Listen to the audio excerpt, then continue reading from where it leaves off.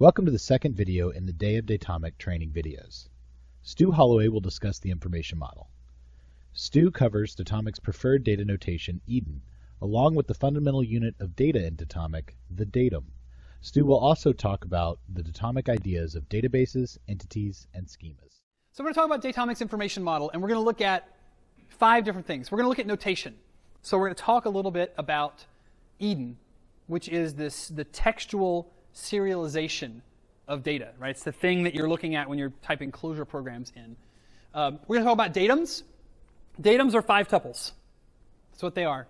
We've talked about them a little bit. You know what a database is? Mathematically, it's a set of datums. Done. That's what it is. A database value is a set of datums. A database value is a set of datums that only ever grows, except when Kirill has to excise things because he's required to. But other than that, only grows. An entity is a fiction. And everything I just said was fact, but an entity is a little bit of a fiction.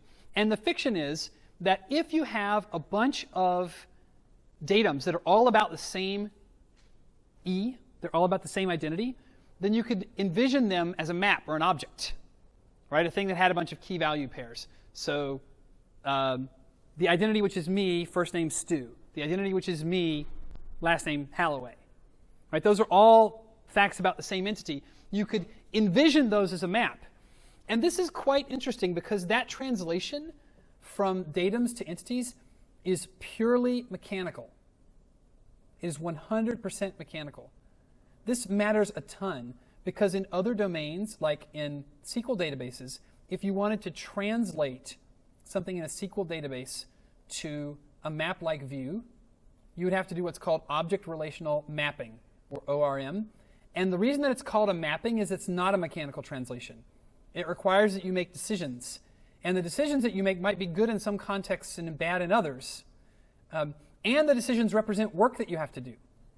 And they represent work that you have to do because you don't have a universal schema. So, universal schema sounds buzzwordy. If you want to sort of categorize it in a sort of contrarian way, you can say it completely solves ORM. Right? This is a problem that just goes away because you have a universal schema. And then we'll talk about schema, because we do have schema. But it's not the same kind of schema that you may be used to in other database settings. So, the notation is Eden. If you squint a little bit at Eden, what is it? It is an object, but what is it syntactically? If you were going to say, gosh, those Datomic people just made something up again, they could have just used, what would you put at the end of that sentence? JSON. Wow, they just made something up again. You could have just used JSON. Or if you were being really, hopefully cynical about it, if you could say they could have just used XML. Well, I'll tell you, we tried really hard to make JSON work for this job. We tried very, very hard. Because if JSON worked for this job, do you know how much easier our life would be? Eden wouldn't have to exist. Transit wouldn't have to exist. Freshen wouldn't. All the stuff we've done about encoding data in the Clojure ecosystem and the Datomic ecosystem wouldn't have to exist if JSON didn't suck. Yes? So for all the Eden work and everything, did that happen around the same time that you were working on Datomic stuff, or was it Eden then Datomic? So the question is, what is the driver in how these technologies get developed? And the real answer is that it's always a back and forth with experience. And this, people want to have a linear progression. Like one day, Rich sat down and started thinking about X.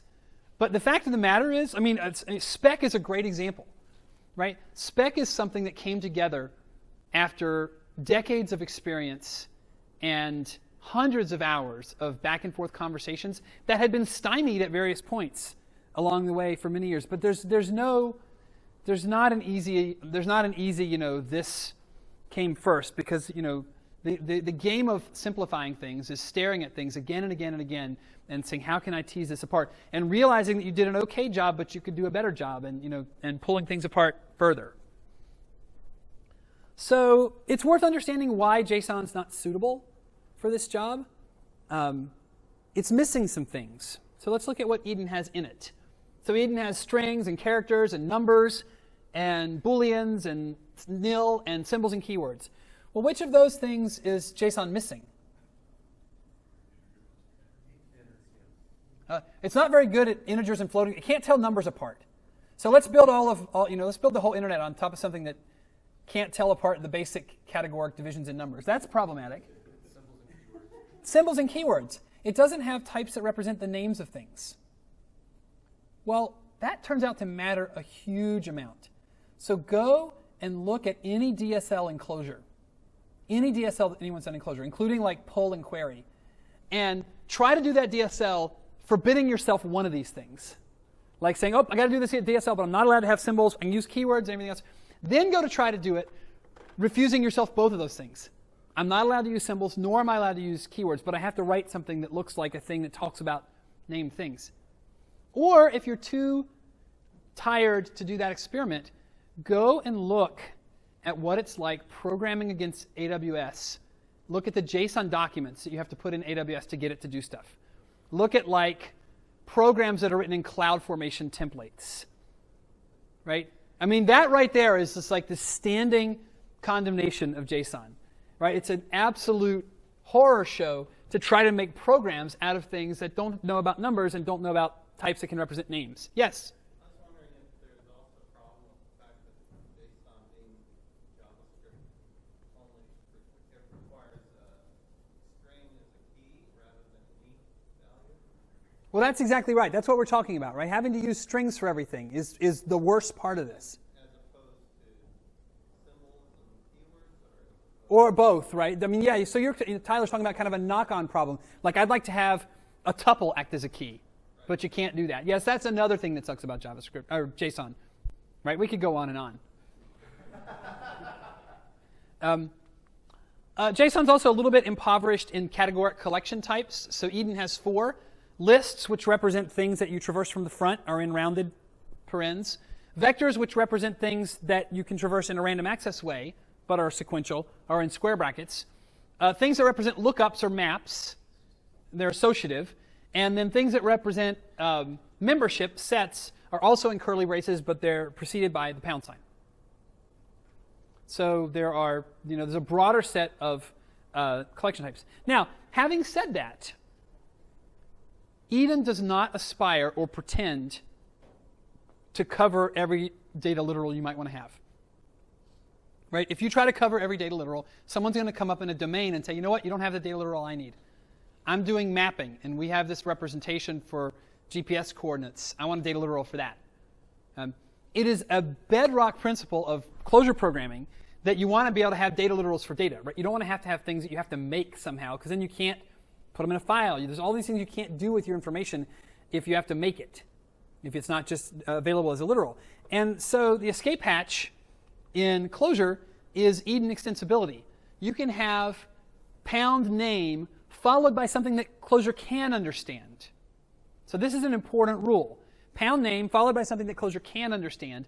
That says, I know that in my domain, this has some special meaning. And then your program can add extra meaning based on that name. There's a couple of important things to understand here. Your program can, but other programs don't have to.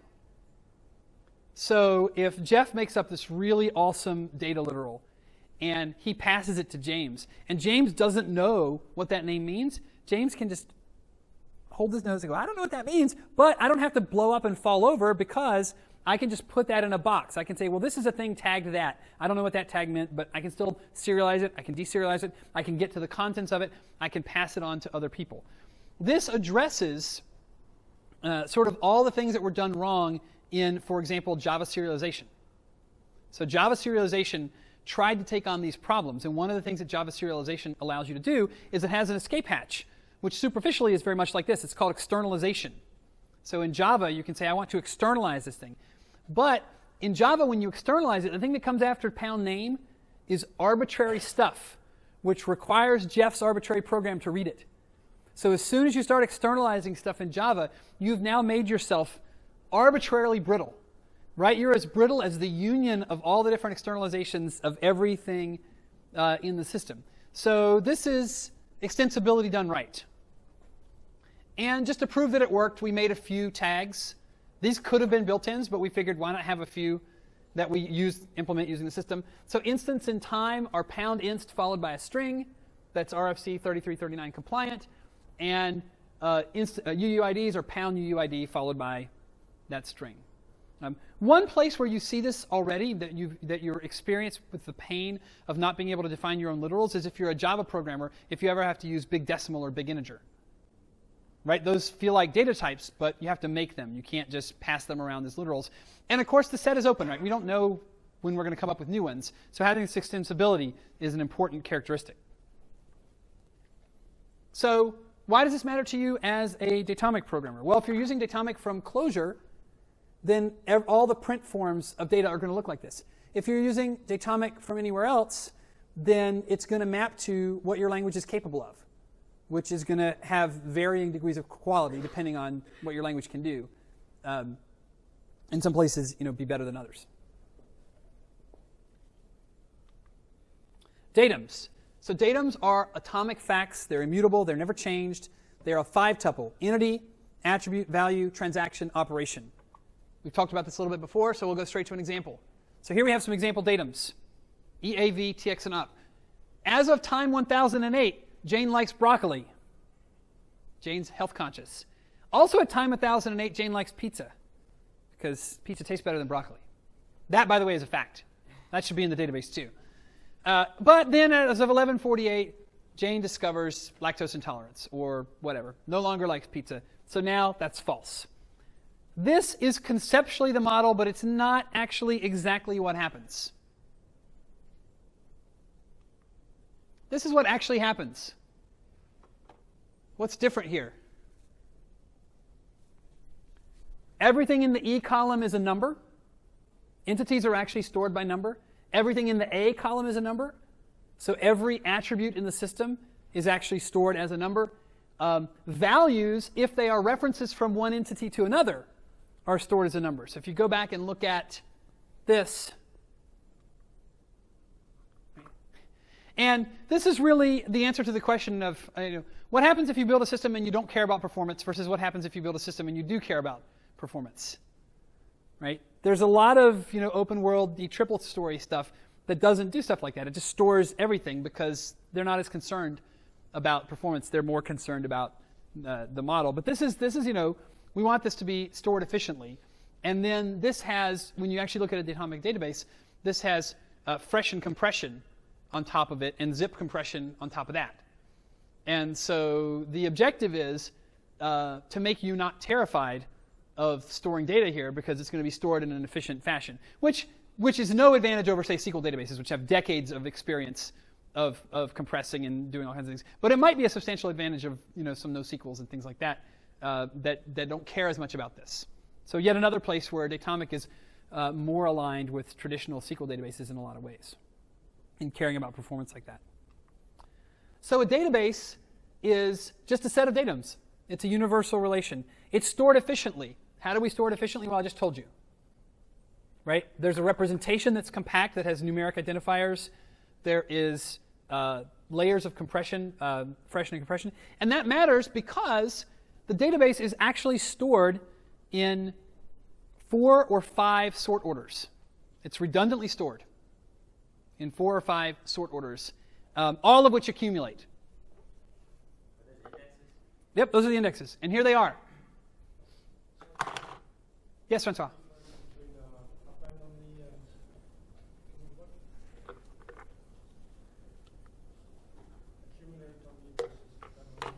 So yes, let's talk about accumulate only versus append only. So I was really, I was happy.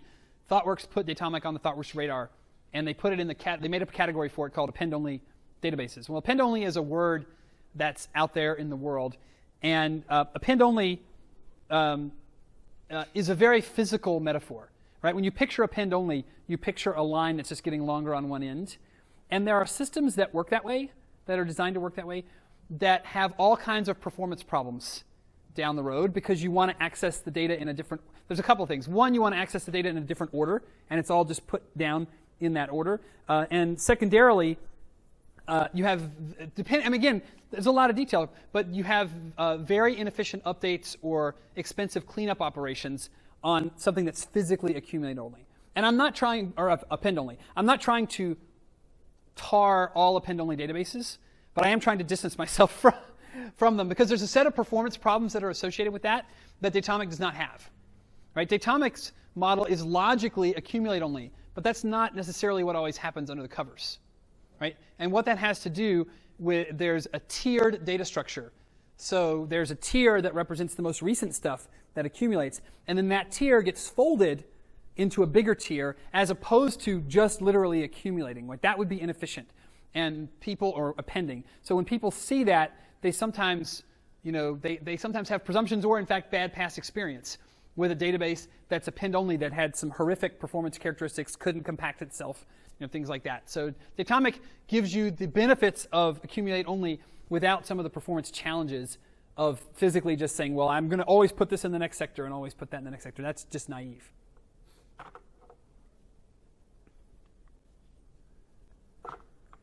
So the benefit of storing these different indexes is multifold. One of the benefits is that you don't really have to think about defining indexes. You don't have that phase in your project where you have everything working and then you test it in production and then somebody sits there and goes back and reviews bad query logs and straps on indexes. Right? The things are pretty much indexed for a lot of common use cases automatically. The second thing it does is it doesn't make you choose a database based on what questions you want to ask.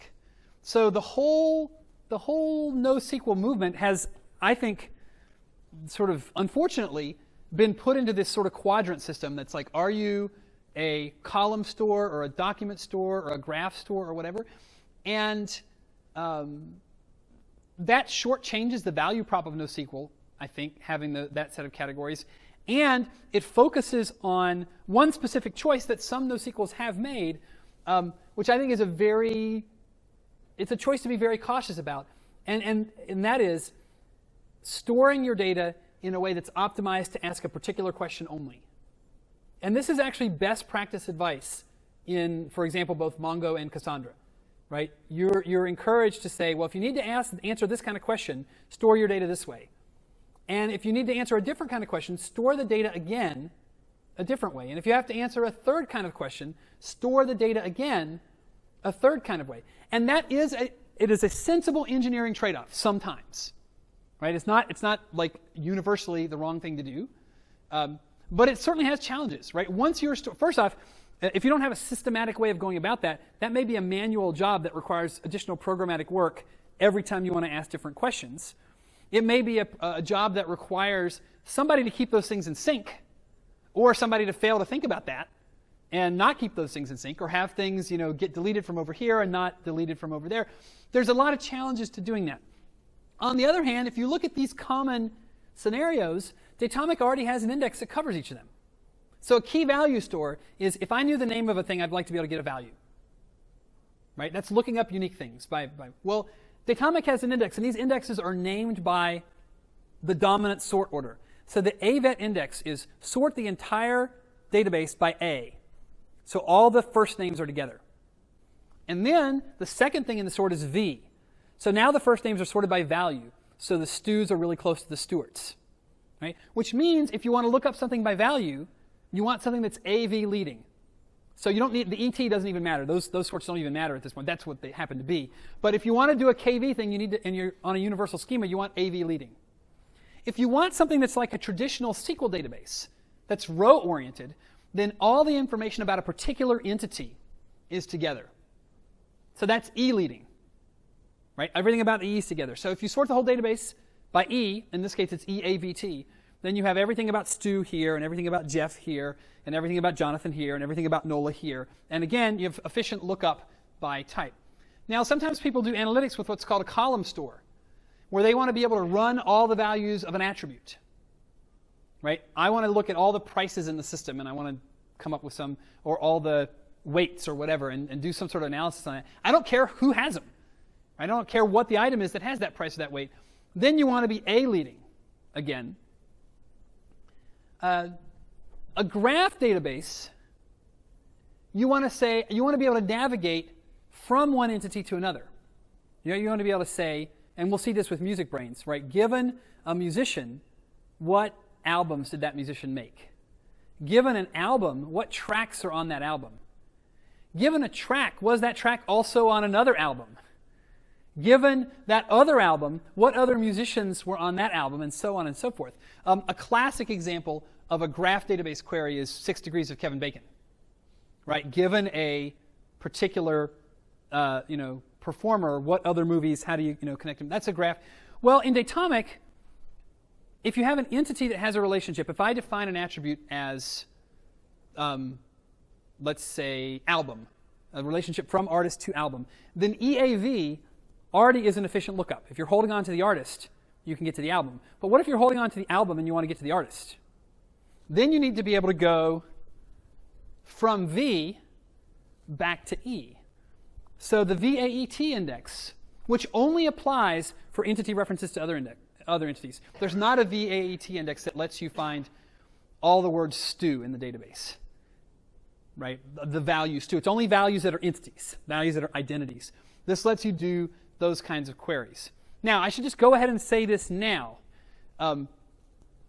People want graph databases for a couple of different, in my opinion, dominant reasons. If the dominant reason that you want a graph database is to be able to do this kind of navigation, then Datomic competes effectively and is a worthwhile consideration. What Datomic does not do, that graph databases do, is it does not label edges. So if you think about the way a graph database works, there are nodes that have an edge connecting to another node. Well, that edge connection in the graph database is yet another thing you can hang properties on.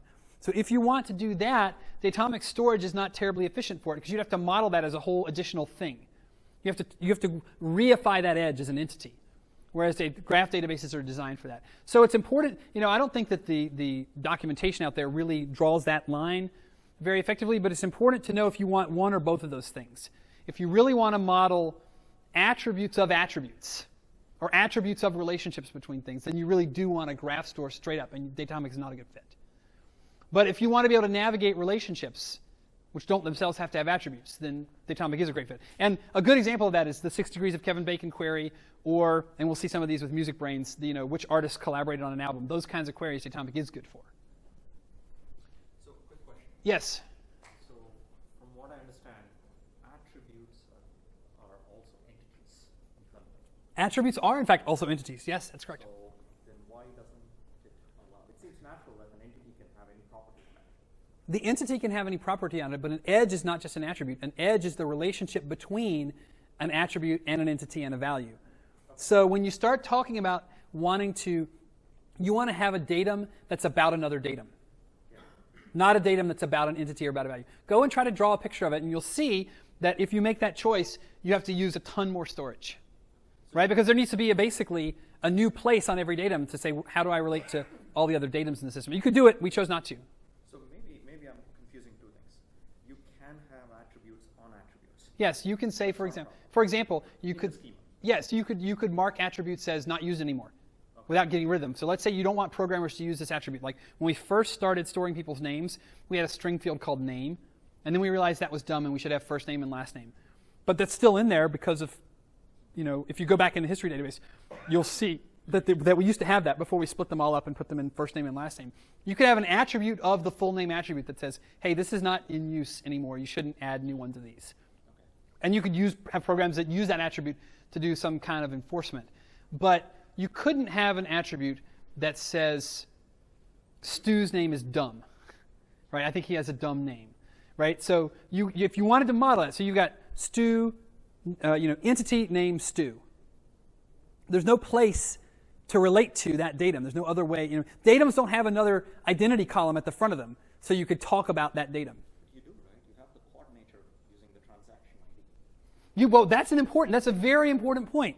So one of the reasons why we don't reify those edges is that a lot of the things that you would want to reify an edge for, you can solve by putting it on the reified transaction, and that's orders of magnitude less expensive, right? Because depending on your system, you might have only one transaction entity per 100, other entities in the system. So there are a lot of things that people want to reify that you might reify on an edge in a graph database that you can reify on the transaction instead. Provenance is the big one, right?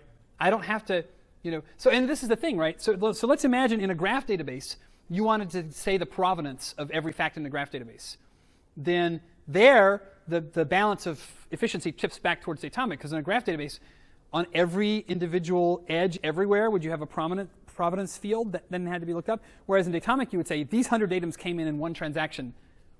The whole point of a transaction is they have the same provenance by definition. So there's only one fact, amortized out across those 100 datums.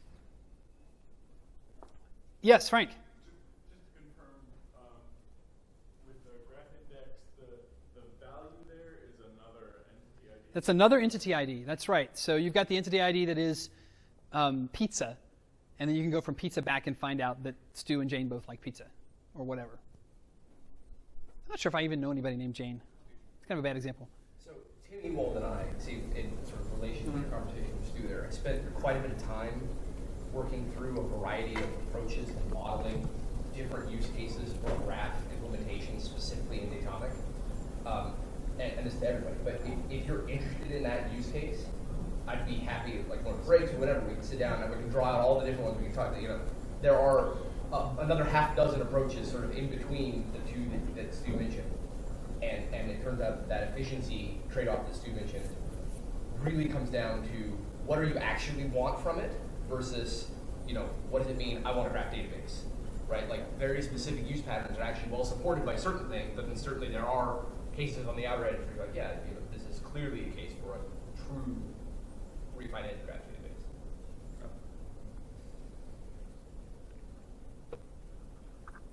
And then I did talk about a document. So a document database is particularly efficient at storing something like an order and all of its line items, right? Because a SQL database doesn't have a great way to do that, because by definition, right, the order has to be over here and the line items have to be over there. So a document database says you're going to make a document that describes exactly the thing that you care about, which is great until you care about slicing it a different way. And then it's completely terrible, right? Because then it's like, I would like to traverse all of the orders or whatever, but I don't care about the other things that got thrown in that document. Then you have to sort of map reduce over the whole thing to get back out the answer that you want. Again, that's a trade-off. It's not one that I'm enamored of. It's not one of the first 5 tools I want to reach for when I'm trying to solve a problem. And we built Datomic and we put these indexes in it for this reason, right? It's designed to be a great general purpose fit for a wide variety of domains.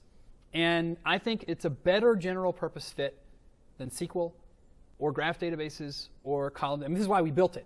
That does not mean it's perfect for everything. There are definitely scenarios where I think documents are pretty crummy actually, but all the others, there are definitely scenarios where they are the one that makes sense, right? So, like with SQL, for example, if your data is really quite rectangular and there are a lot of validations that you can hang on that, then that's really powerful, right? So that there are definitely use cases for all of them, but we think this is a fairly sweet spot in terms of being able to support these different scenarios.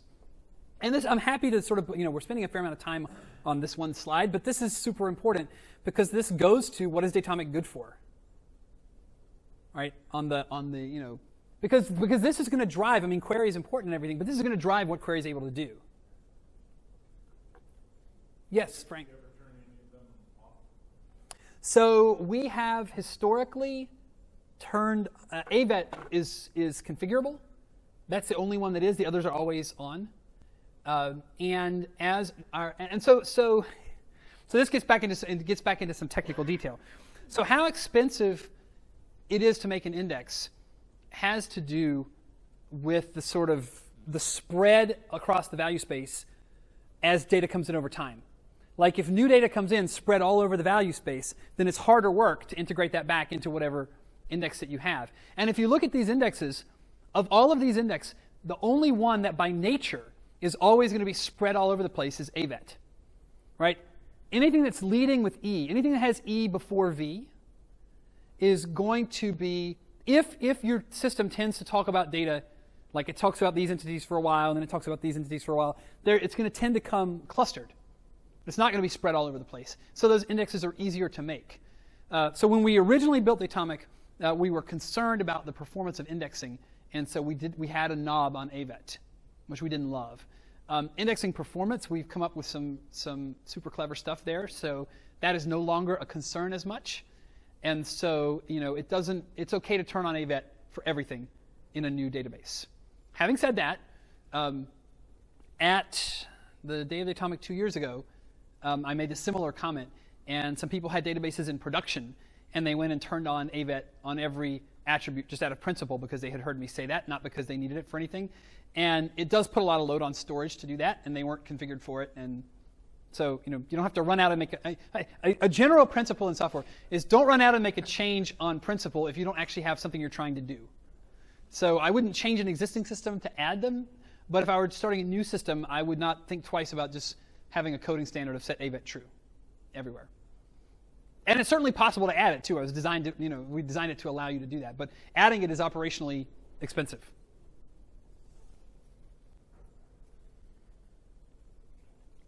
Okay, so you can explore the database sorts in the console. I mean, I'm not going to jump out and do this right now, but you can go into the indexes tab, and you can jump around and pick different leading indexes and choose leading values and bring back stuff and look at it. So entities. So entities are associative. Entities presume an identity. Right? As entities presume that there is some identity, and they associate a bunch of key value pairs with that identity. This is exactly like objects in object-oriented programming. Right? There's some presumed identity which you usually don't talk about. Right? Like in Java, it's system identity hash code. There's a presumed identity, but then there's a bunch of key value pairs. That's, and everything in a Java program, everything that was getters and setters. Right? That would be entity-like stuff. In Datomic, you can infer an entity by just grabbing all the datums that share an E. And then you can take all their A's and V's and throw them in a map and say, poof, we have an entity. That's an entity. With one caveat and one superpower.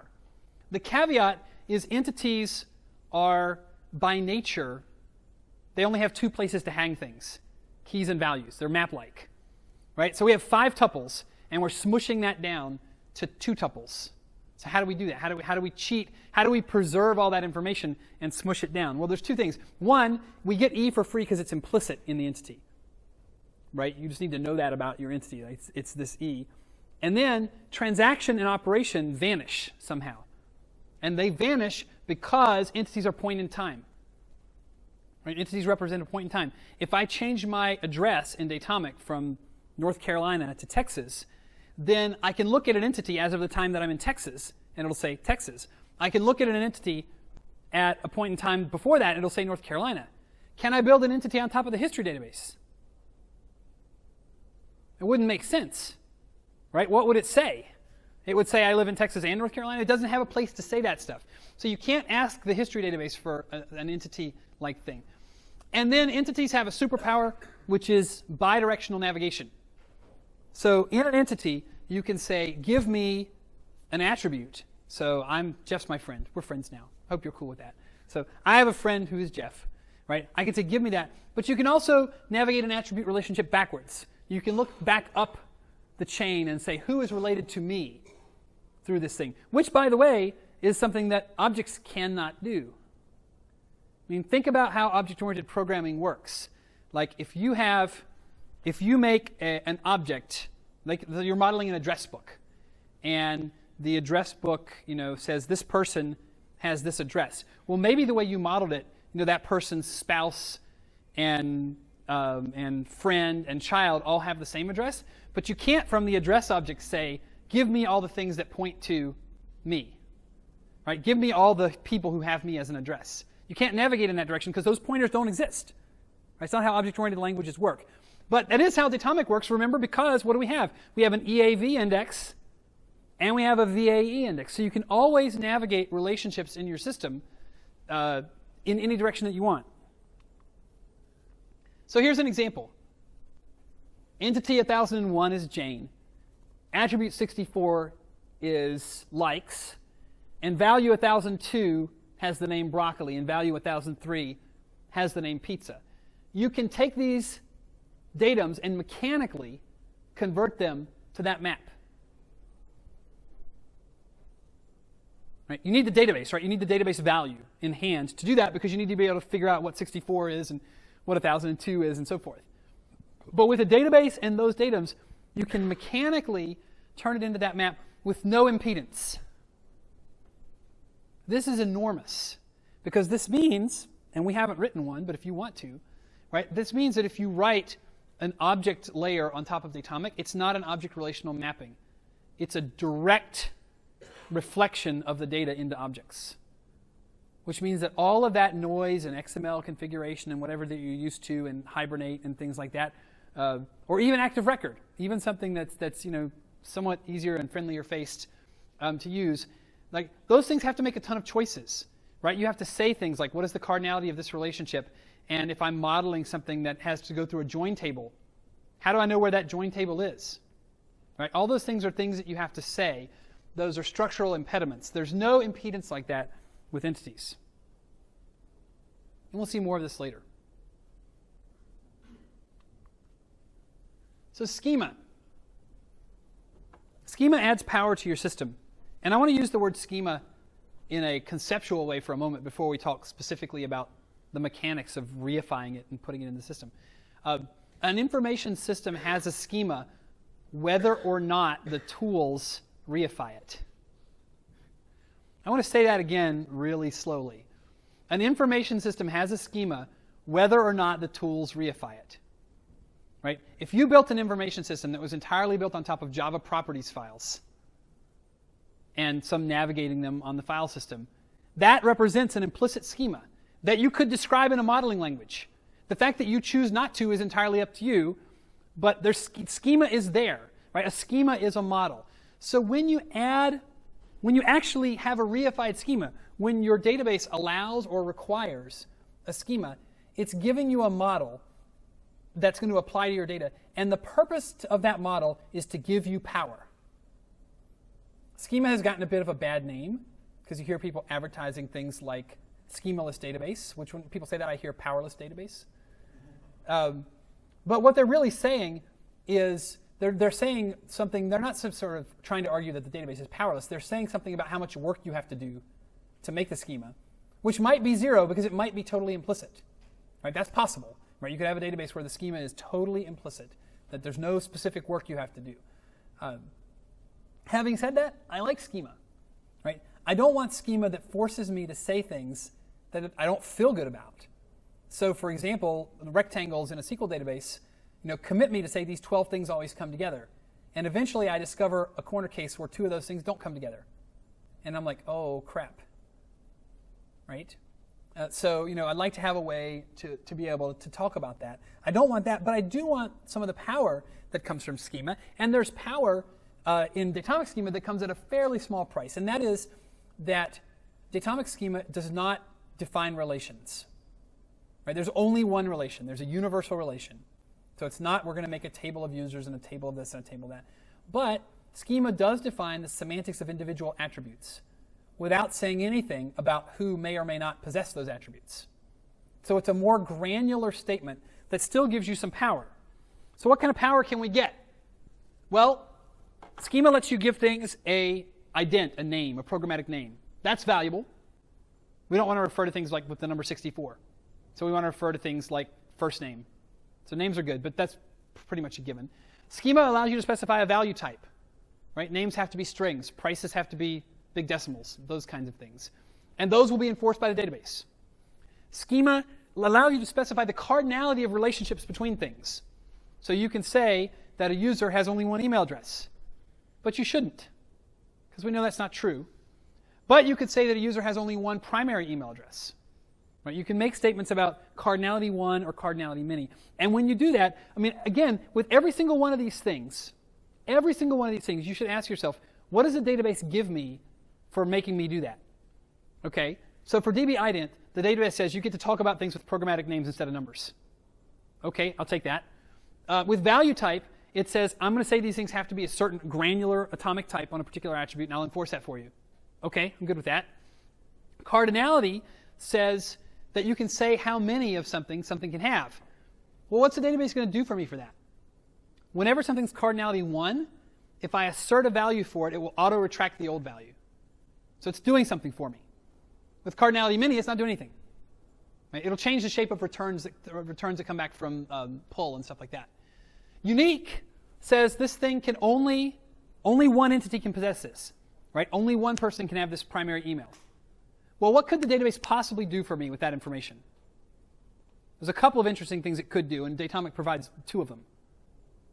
One, it could say, you know what, if you talk about another entity with that same unique, I'll merge them.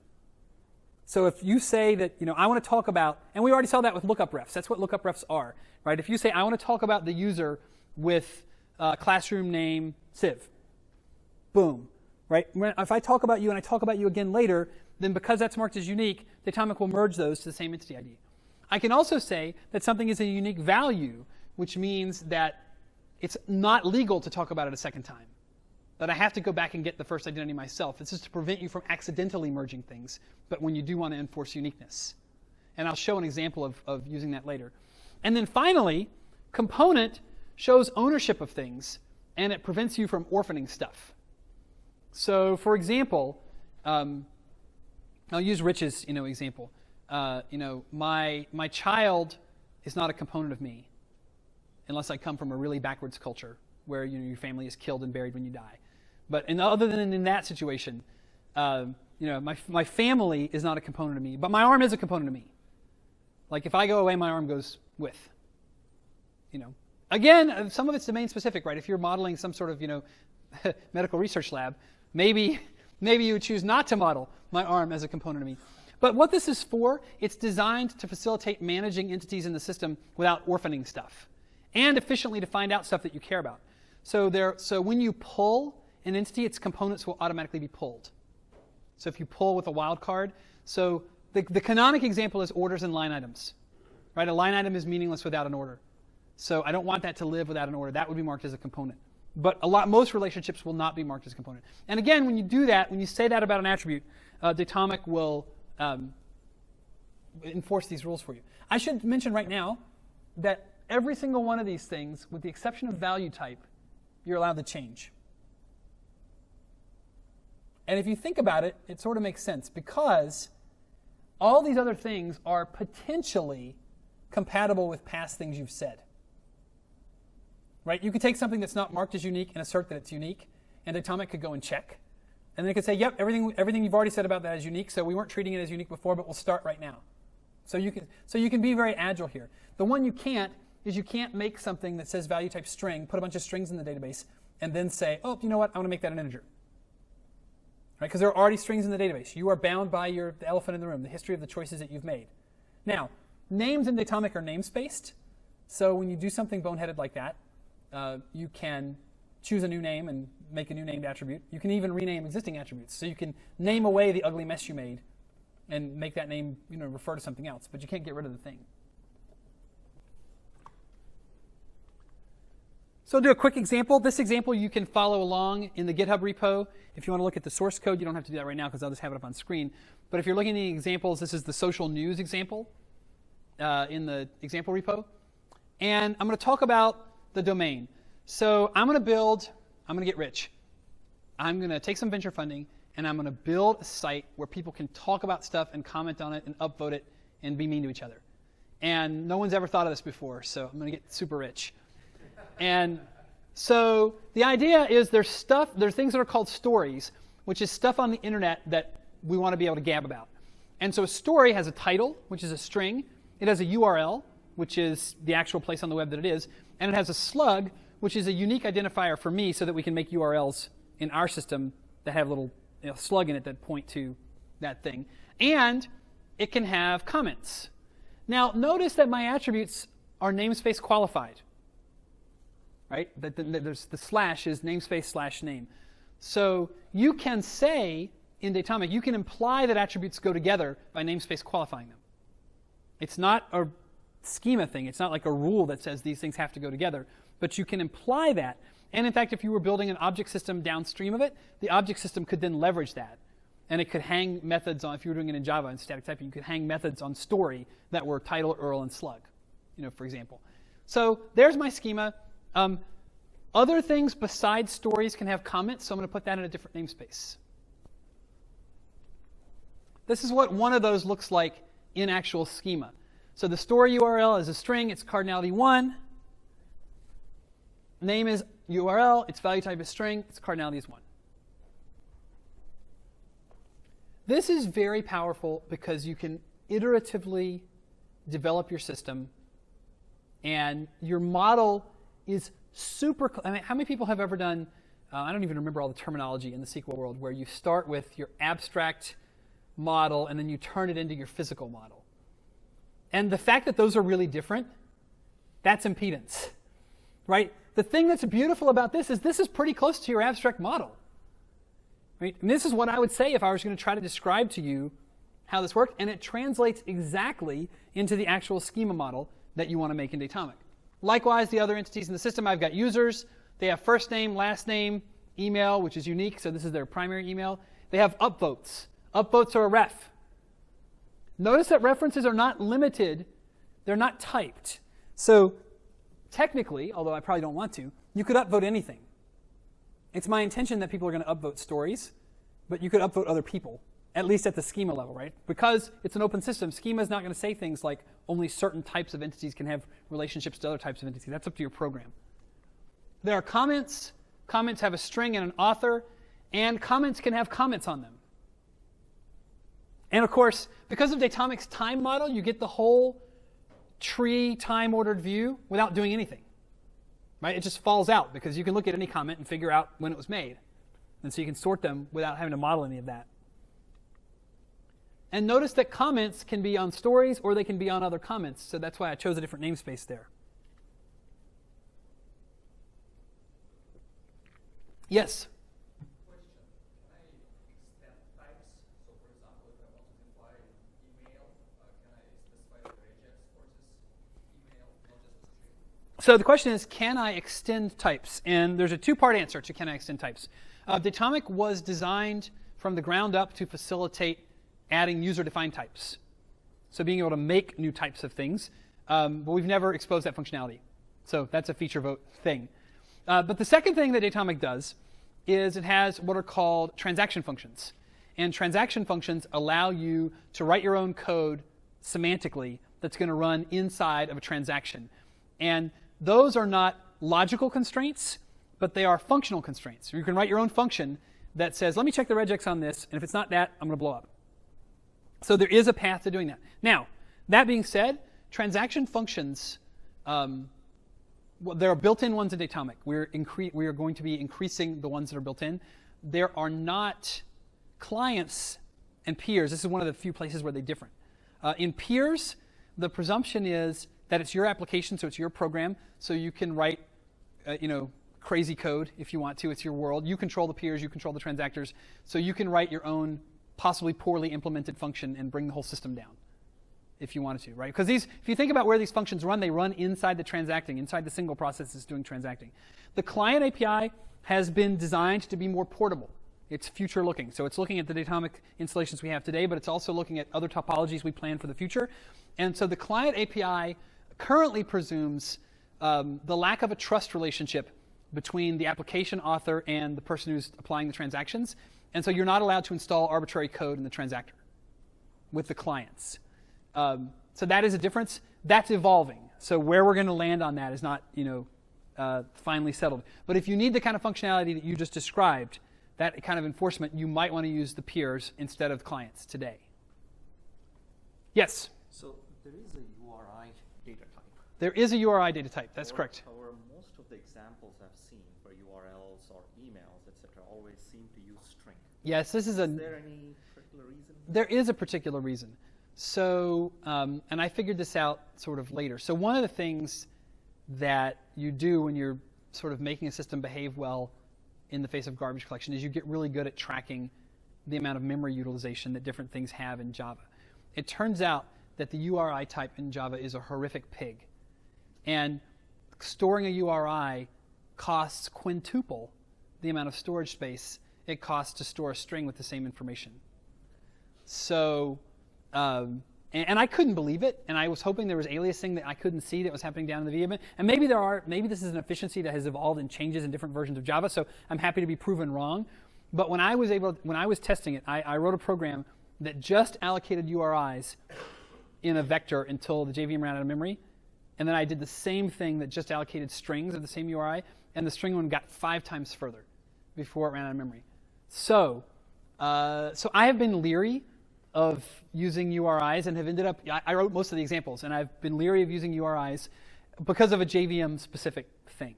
So that's why. And honestly, I haven't thought about it, over much, having made that sort of fear-based decision. So, which is not what I recommend people do. So if you come back and have reasons, I'm happy to have a conversation about, what to do about it. But that's why I ended up not using them very often. So the usual way to do it is store them as string and transform it into a URI when needed. I mean, I wouldn't, maybe you don't care about the 5x memory footprint because of the size of your database, right? If you're making a thing that keeps track of, 100 things, you don't care. If you're keeping track of 100 billion things, you care a lot. So I'm not sure. It depends. All right. Let me just... So the other example that we're going to look at some in the labs and work on is the MusicBrainz example. And some of this is not all ported over to clients yet. So we may not look at it as much today. But the thing I want to point out here is the referential, the circular, really, nature of references here. So a release is an actual instantiation of music. Or not even a physical instantiation, it's almost a physical instantiation of music. Because it's released on many media, right? And then a medium has a track has an artist, but an artist is also reachable from the release. So the MusicBrainz dataset is nice for exploring navigational data because it's quite possible that you can, if you are willing to follow the navigational chain, that there are some entities that are connected to almost every other entity in the database, if you're willing to follow it, long enough. If there's a performer who's performed with a lot of other performers, and then you ask about who those performers have performed with, right, it's like your Kevin Bacon. It explodes that way. And so there are some examples of doing that. You can browse the schema directly in the console. So over in the left-hand side of the console, when you've connected to a database, you can just open up the schema, and it's done as a tree by namespace prefix. So again, the namespace prefixes are not semantic. They're just your own guidance to yourself.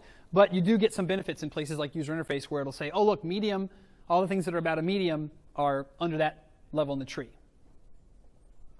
So for the next lab, what we're going to do is you are going to start modeling data. So you're going to connect to your own database. Everybody use the number Marshall gave you. Don't just go running off connecting to 29. That's mine. And you're going to pick a small domain that you want to model, and you're going to write some schema for that domain and transact it into your system, and then look at your schema in the console and make sure that you got it right. And, when I say small domain, I mean pick something that you can manage to do in half an hour. Or subset it, right? Start on part of it. I mean, one of the things, and we'll talk more about this, is that you can really be very iterative about this. So you can model a little bit of your schema enough to get started, play around with your data, and then evolve your schema. You can just keep transacting in, new stuff as you go.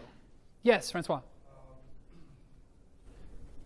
I feel a bit stupid about this because how do you start using your database without defining the schema? How do you start using your database without defining the schema? Or all of it? What you just said. So you have to define some schema. Yeah. You have to start, and then you can go. And then you can, so if you go back and look at the CRUD example you worked through, the very first thing you did was transact in schema, right? You transacted in CRUD name. You can't say very much. There's only a few things you can do in Datomic with the schema that's built in. You can create programmatic names that are called DB idents, and you can create new schema, and you can create things that have documentation strings. So there's built-in dbdoc, which is just an arbitrary human-readable, you might want to know this about this entity. But in order to get started, you need to pick, what do I want to talk about and transact some schema. So that's the purpose of this lab, is to put a little bit of schema into the system and to see what a small job this is, right? You can start super small. I mean, I don't usually go this granular, but you could put in your schema one attribute at a time, right? You could put an attribute in, you could play around with it, make yourself happy with it, put some values in, query it, and then go. I would tend to put in schema one entity at a time. So I would think in my domain, this entity has these 5 attributes. So I would have a transaction that's like, makes this entity available in the system, add those 5 attributes, which is the kind of thing you should try in the lab. And you can grab example schema every single example in that examples dir has to do schema before it does anything else. So if you're looking for syntax help, you can steal from the CRUD example or any other example, just the little snippets of schema that you need. And we will take at least a half an hour for this and let people, sort of really get into thinking through what do you want to have be unique in your system, what do you want to have, what's the cardinality, right? You have to think through the various choices that you have to make when you make a schema. And I'll drop some notes in the Slack channel for some things to think about as you're designing the schema for your own system. This, by the way, before Datomic, I never taught a class where the classroom labs let people work in their own domain. I've taught for 15 years, and most of the technology I taught was complicated enough that it was not possible to take on the additional burden. I mean, everyone had to just work through canned examples.